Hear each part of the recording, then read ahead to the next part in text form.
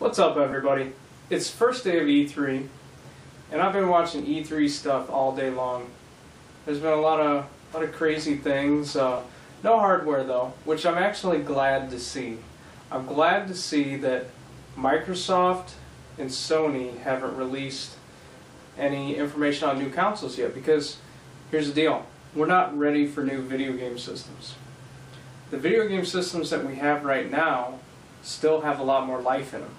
If you look at a lot of the demo reels that they did, the Splinter Cell, what was it called, Blacklist or something like that, that looks amazing. Assassin's Creed 3 looks amazing. You got to look online and see the video they did with Sony with the ship battles. It was like Pirates of the Caribbean. It was freaking amazing. And then this David Cage game, that new game, what the heck was that called now? I have to look. There's been so many names go by, on these screens that they all kind of run together.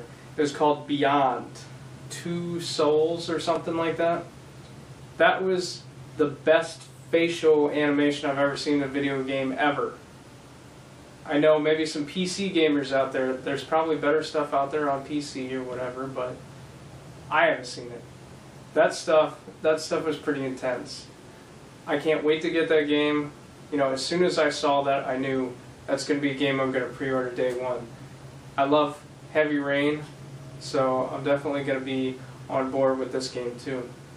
And the stuff that Sony showed with The Last of Us, oh my gosh, that good stuff. I don't know what else to say about it, but it was a lot more than I expected from a video game this generation. You kind of think you saw everything that they could get out of an AI system, but some of the stuff that they had in there was leaps and bounds beyond what we're playing even today. The only thing that I thought really sucked was this book thing that Sony had, where you play with the Move. I gotta admit, I actually love the Move. I have a Move, and any chance I get to play a shooter game with the Move, I do that. I must be just sick and sadistic or something. But the Move's fine by me. I played Little Big Planet with the Move. I like Infamous with the Move. I have Sports Champions. I'll still get that out and play bocce ball every once in a while. I don't know. I was sold on the Move, and I'm still glad I bought it. So, but the other thing that I was really curious about was some of this cross-platform stuff that they'll have with the Vita. They were talking about there's going to be DLC with Little Big Planet 2 where you can do some Vita crossplay.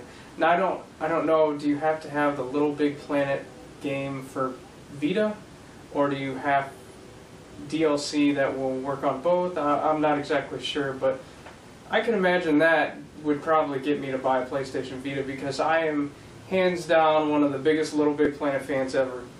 I got my pre-order in for Little Big Planet karting. I was really hoping that they would show some Little Big Planet karting during the Sony press conference, but they didn't.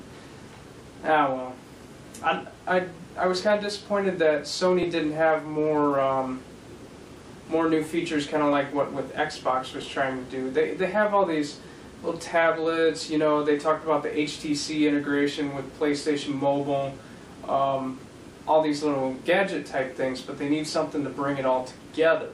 They always talk about how the Sony development studios need to be under one house, and they need to operate as one streamlined business, but Microsoft is doing a lot more better.